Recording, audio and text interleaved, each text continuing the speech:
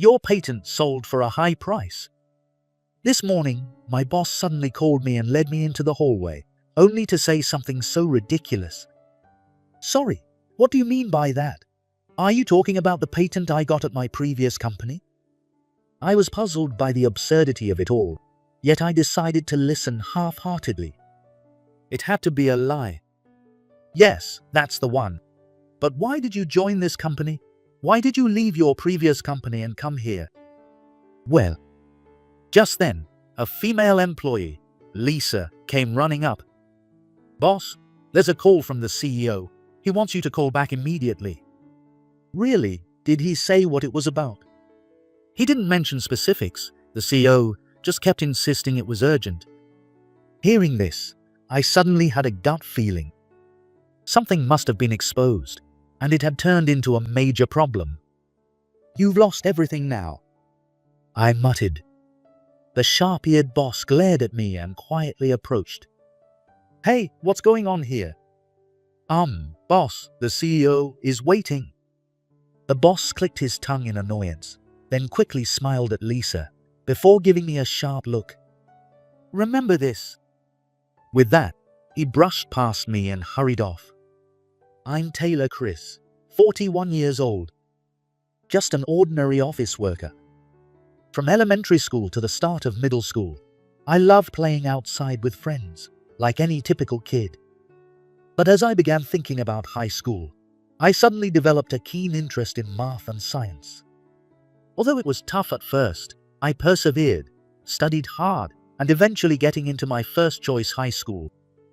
For college, I focused solely on the sciences, studying intensely without distraction and successfully passing the entrance exams.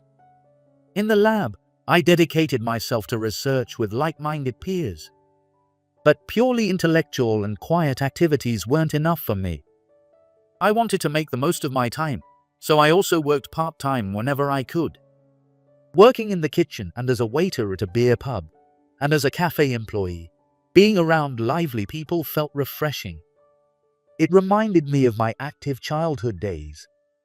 While I enjoyed interacting with people, I also felt that having come this far in a science program, I should use the skills I had developed through my research in my job. So, I pursued job opportunities accordingly and chose a sock manufacturing company from several offers.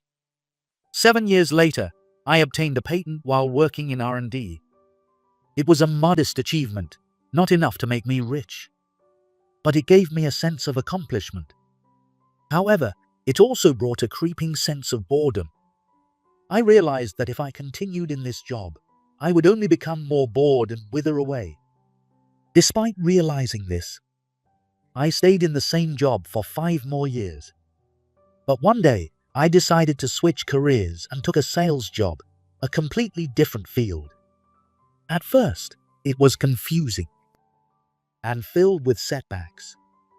But now, in my 7th year, though it can still be tough at times, I find it far from boring and believe it was a good career move. Last year, I was promoted to assistant manager, which brought new responsibilities and pride. One day, I was called by Tom, the department head, who asked about a certain matter. Tom had been with the company for 25 years, a veteran dedicated solely to this company. When I first joined, he was one of the sales managers, but 4 years ago, he was promoted to head of the sales department. But it's doubtful if he earned it through genuine competence. Did he get that position by insidiously knocking down his rivals? His condescending attitude and unbelievably selfish behavior for someone in a leadership role are prominent. When he asked about the matter scheduled for next month, I assumed he was referring to the contract and answered accordingly. Yes, we are scheduled to finalize the contract in the middle of next month. What? Next month? Not this month. We've been planning based on that timeline. Chris, shouldn't you have mentioned that right away? Are you slacking off? I almost retorted that I wasn't slacking off, but held back. I blinked repeatedly, reflecting on the boss's words. This isn't the first time we've discussed this. I had informed him beforehand that the contract would be finalized next month. I clearly remember communicating that. Is he forgetful? Or is he just pretending to mess with me? The upcoming contract was initially going to be delayed until the month after next due to the client's circumstances and our own considerations. But we managed to settle on next month as a compromise. That should be appreciated, not criticized. When I informed him previously, he didn't openly complain but made indirect snide remarks. I felt that just like before, he was itching to call me incompetent. But boss, I believe I informed you earlier. The contract was initially set for the month after next due to the client's schedule, but we pushed to finalize it next month. I said this calmly, not to argue, but hoping he would understand the facts. However, he completely ignored my sentiments and only said what he wanted. That's not what I heard. You can't make up excuses like that. You're not a kid. Those excuses won't fly. He might not be capable of understanding others' feelings. Unable to find a response, I kept my head down in silence. Why are you looking down? You're trying to deceive me, aren't you? Being a liar's the beginning of becoming a thief. I held back the urge to call him the liar, pretending not to know. No, but we will definitely finalize the contract next month. I've heard that line before. The issue is whether we can do it this month. Don't change the subject, but fine. If it's next month, prepare another one for this month. Without saying another word, I turned away from the boss. I felt a creepy sensation, as if his persistent gaze was sticking to my back. In reality, I've already surpassed this month's quota, but of course, I couldn't say that. I would have to find other sales opportunities from now on.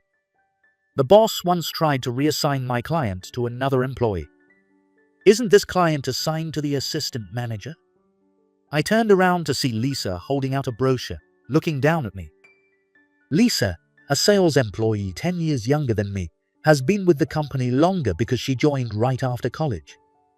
I took the brochure from her and checked the company name at the bottom right. It was indeed my client. Yes, that's right. Thank you. Why do you ask? I was just called by the boss, who asked if I could take over this client. It's a big deal, so I agreed on the spot. But then I saw you before sitting down and remembered. I'd already scheduled an appointment with this company for Thursday.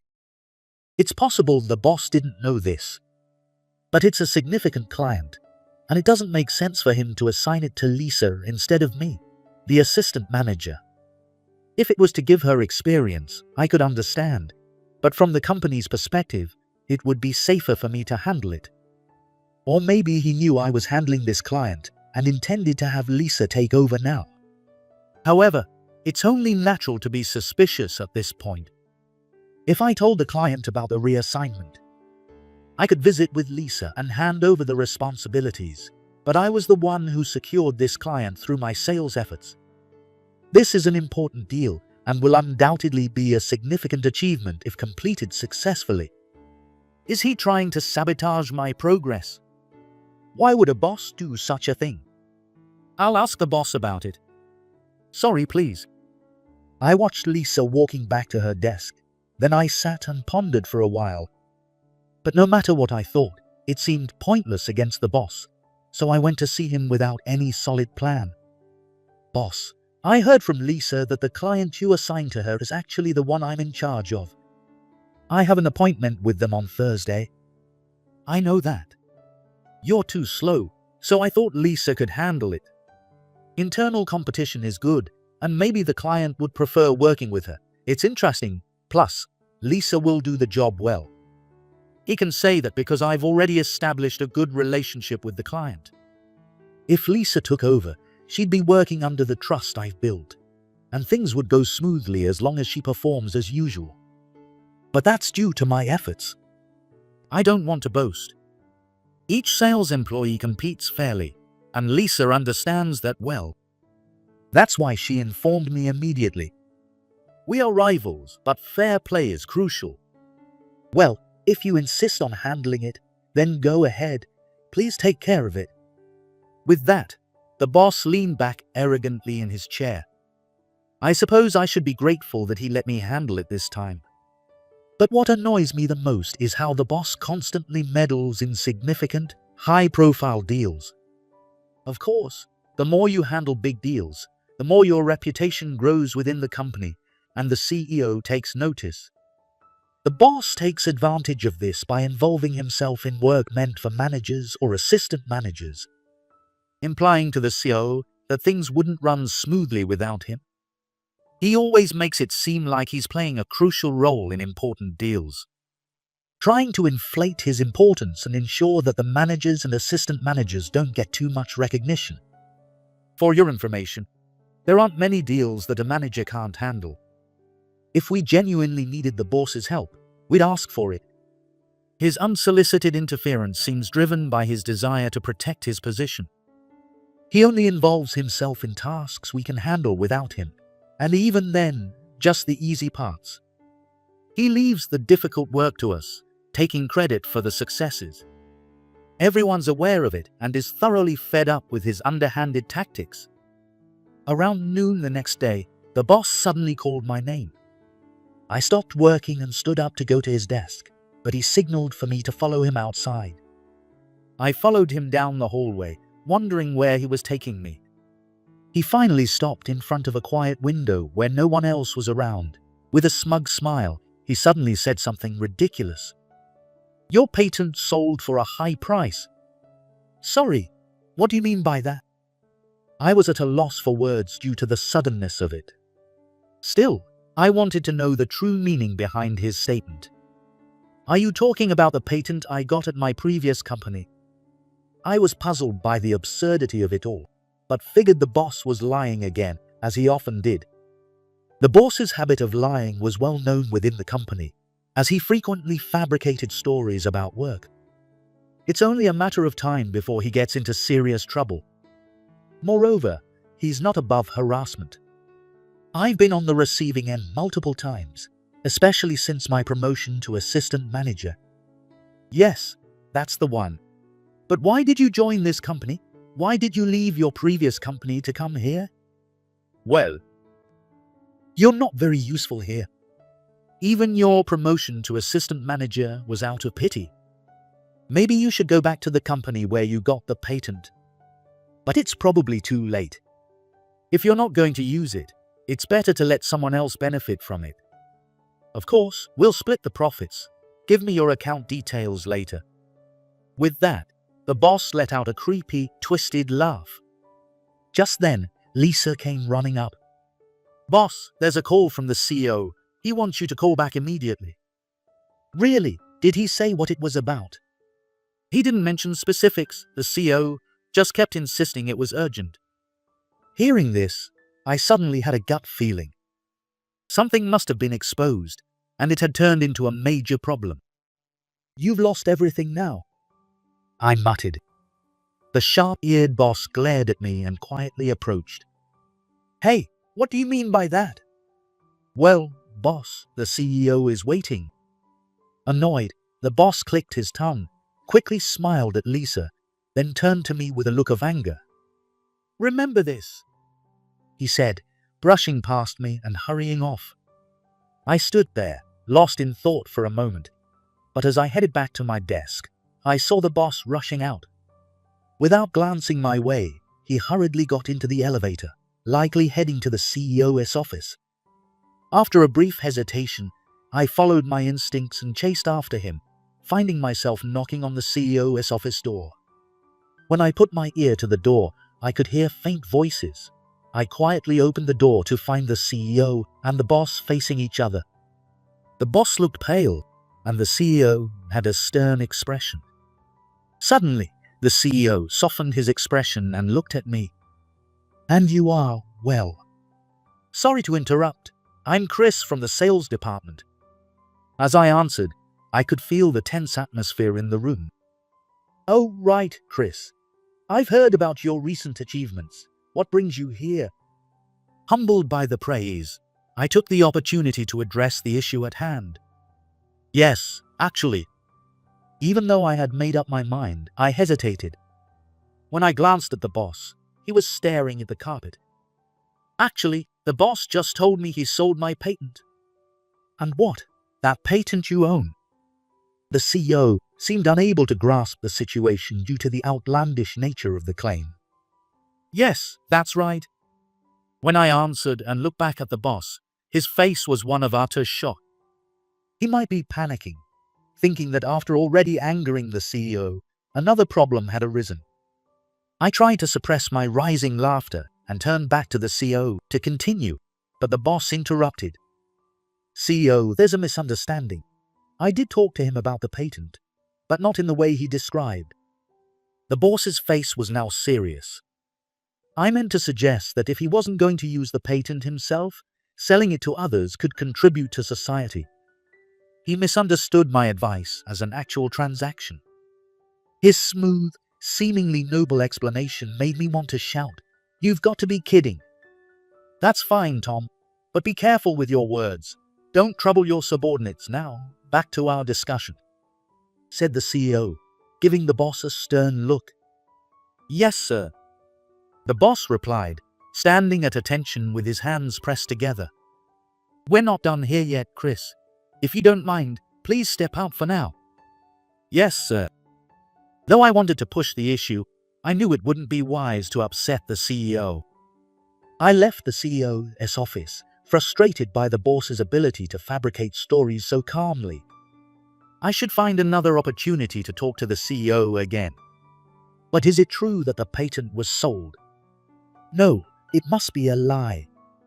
It might be accessible online, but there's no way a patent can be sold to a third party without the patent holder's consent. And if that were done, it would be illegal. Wait, instead of assuming, I should first check if it's illegal. Thinking it wouldn't be wise to do this in the office, I took advantage of lunchtime to go to a cafe. I munched on a sandwich with one hand while using a tablet with the other. I searched the patent office website and read about patent transfers. As I thought, transferring a patent without the owner's consent is illegal. I also learned that personal identification documents are required for patent transfers. If the boss submitted my identification documents, it would mean he did it without my permission. Otherwise, he must have forged them. Either way, it's a serious crime. If this is true, I will sue Tom, regardless of his position.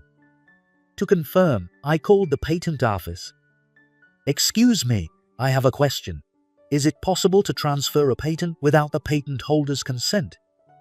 No, you can't transfer it without personal identification. That's what I thought, thank you. I sighed in relief. Also, that's a crime. If you're facing such trouble, I recommend consulting a patent attorney or lawyer. Thanks for your concern. After hanging up, I felt optimistic. I didn't think the boss would go to the trouble of breaking the law. I sighed again as I returned to the office and looked around. None of the managers were less capable than the boss. In fact, some were even better. Everyone was proactive and didn't nitpick like the boss. The company ran smoothly thanks to the managers and lower-level employees, not the boss. The boss had always been the type to snatch projects away.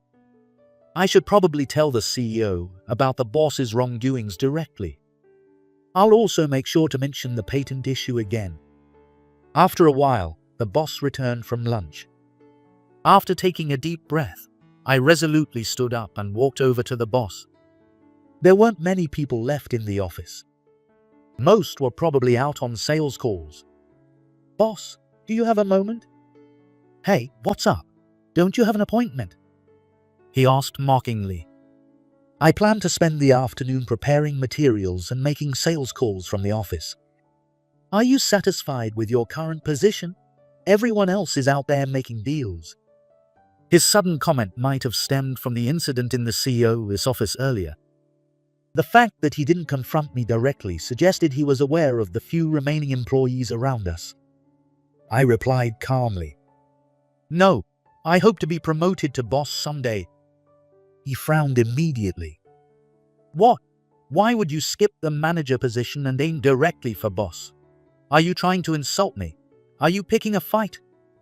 The boss leaned back in his chair, glaring at me with an irritated expression, his bulging stomach protruding prominently. A button on his shirt was about to pop off. No, it's a misunderstanding. I aim to become a manager and eventually a director, or even higher, as soon as possible. I will continue to compete fairly with my rivals without undercutting others or stealing profits. This contributes to the company's growth and boosts employee morale. The boss slowly straightened up from his chair and leaned on the table with his elbows. He gave a brief smile, looked away, then turned back to me. What are you doing? Giving a self-promotion? Is this a presentation? Why are you telling me this? It's like... The boss suddenly fell silent, then clicked his tongue in frustration. You're really arrogant anyway. What did you want to talk about? Actually, my matter will take some time and isn't urgent. Since you're busy, I'll come back later. But I did get to say one thing. The boss frowned again as I quickly turned to leave. I spent the next while working on my documents, but needing a break, I went to the break room to make coffee.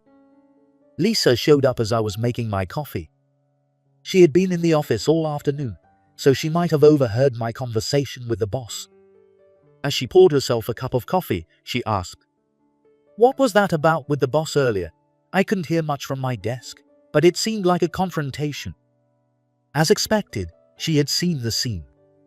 She's always straightforward, even with superiors, when she has a question. "It's nothing, Lisa. You don't need to worry about it," I said calmly, shaking my head. Really, it seemed pretty tense. She tilted her head, looking into my eyes as if trying to read me. "Well, okay. But it's definitely strange that the boss wanted to give your project to me. It's such a big deal, and it should be handled by someone higher up." When I agreed with her, she continued. "Exactly, normally, it should come through a manager or assistant manager before reaching me." Lisa was right. She understood how things should work. I nodded at her words and then put my index finger to my lips, signaling for silence. No one else was in the break room, but someone passing by might overhear. Lisa understood immediately and closed her mouth. After returning to my desk for a while, I felt a tap on my shoulder. Turning around, I saw the boss. "Chris, do you have a minute?"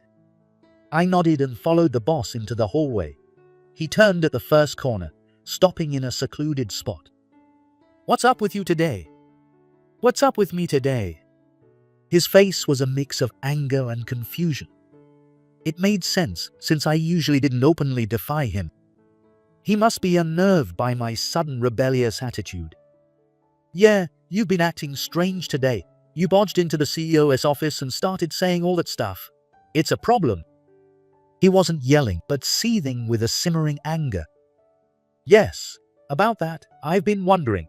Is it true that you acquired my patent?" I asked, keeping my voice calm to hide my anger. "What if it is? What would you do?" His tone was challenging, but it had to be a lie. Suddenly, the boss grinned. "Of course it's a lie." So it was a lie. Yeah, it was a lie. But I did consider selling it seriously once. However, I found out from the patent office that personal identification documents are required. So I gave up. Why does he casually talk about criminal behavior? And to the potential victim, no less. I meant well. An unused patent is wasted. Letting it sit idle is a waste. Something only has value when it benefits someone. Right, you have to admit that. While I don't disagree, he's missing the concept of ownership. Don't make that scary face. Fine. We'll say I'm just mediating. If you have a problem with your share, I can increase it. I'm sorry, boss, but I don't understand what you're talking about regarding mediation and shares. As he spoke, I sensed where this was going. Look, I find the buyers, and we sell your patent. You understand that much? I get it, but my patent isn't for sale. Why does he ignore my position and try to push his agenda? Finding a buyer on your own is tough, right? Even if you do, they'll lowball you. I have the experience and connections to find a good buyer. He smirked, feeling clever. I'm not selling. What you're suggesting is like forcing someone to sell their assets against their will." He immediately waved his hands dramatically in front of his face in denial. "That's completely different. You're an idiot. It's really frustrating. Think about it. This is no different from our regular sales activities. We're just mediating between the seller and the buyer. Even though the seller, me, said I'm not selling, he still confessed he was trying to sell it. What is he talking about? Let's assume for a moment that what you're saying is true, even if that's the case." "Even if that's the case?" he interrupted, eyes wide as if questioning where the problem was. "I'm saying I won't sell it. Leave it alone." "That's boring. You should see this as an opportunity to make connections with me. It could benefit you later. Maybe I should have said that from the start." The boss paused, giving a creepy smile. "So here's the deal. If you agree to sell the patent, I'll favor you. I'll promote you. You could become a manager quickly." "Wait, boss." "No waiting. Decide now. It's a simple choice. Sell or don't sell. Side with me or against me. Which is it?" "There's no choice to make. I have no intention of selling my asset. And even if I did, I wouldn't involve him. And I certainly won't become his lackey. I'm not selling. You are my enemy."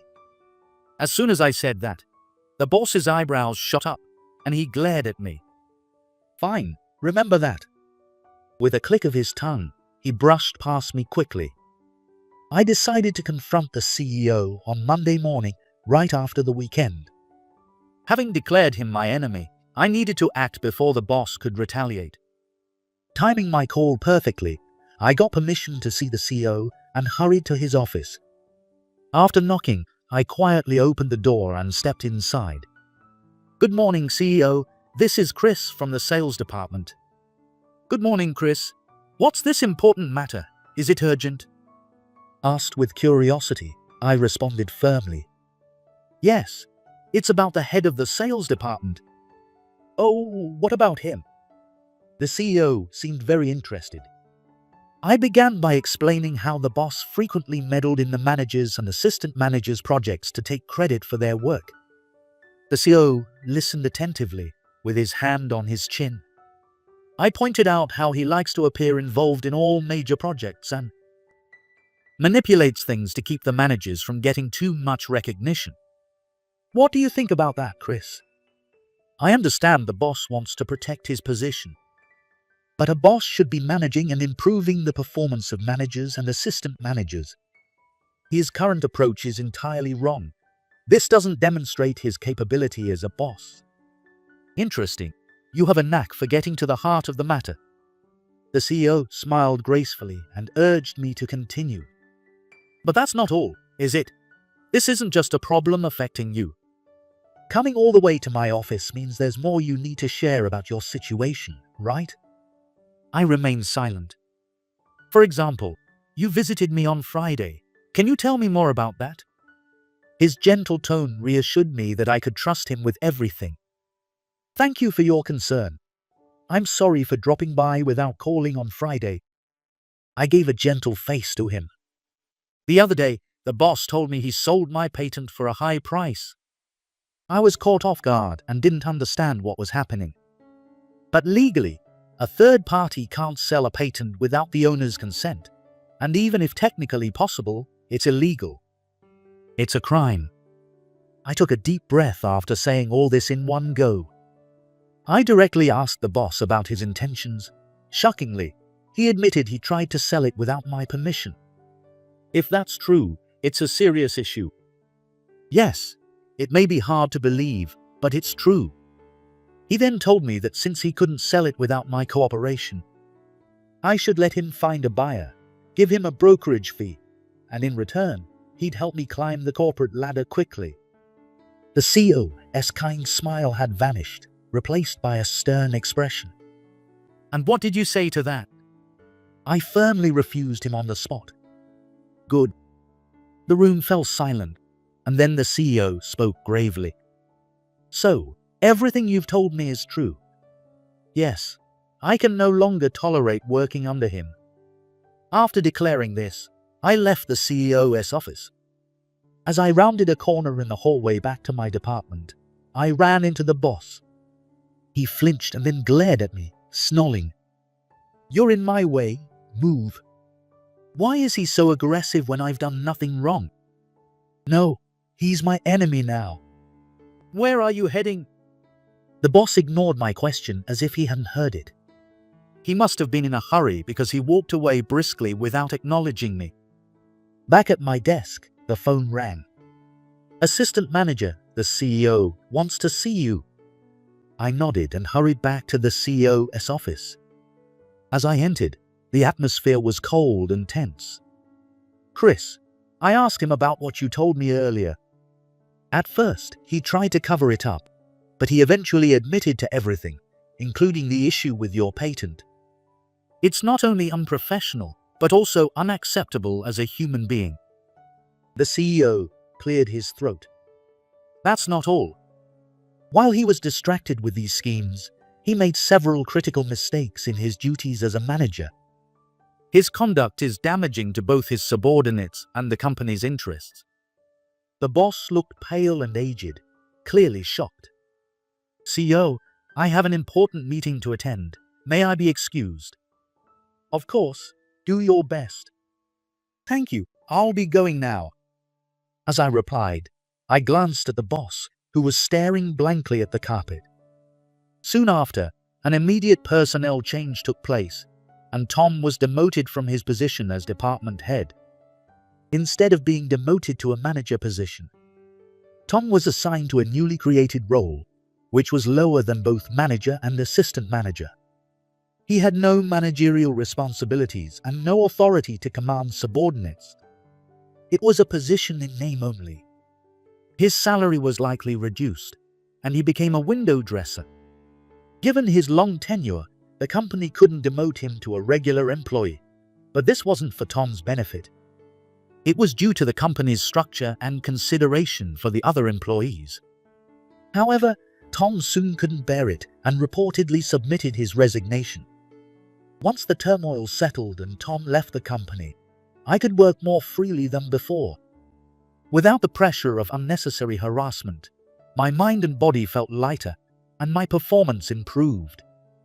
Lisa, the sales employee, also thrived, handling a significant project recently with great success. The new department head who replaced Tom is a fair, kind, and capable person who treats everyone equally.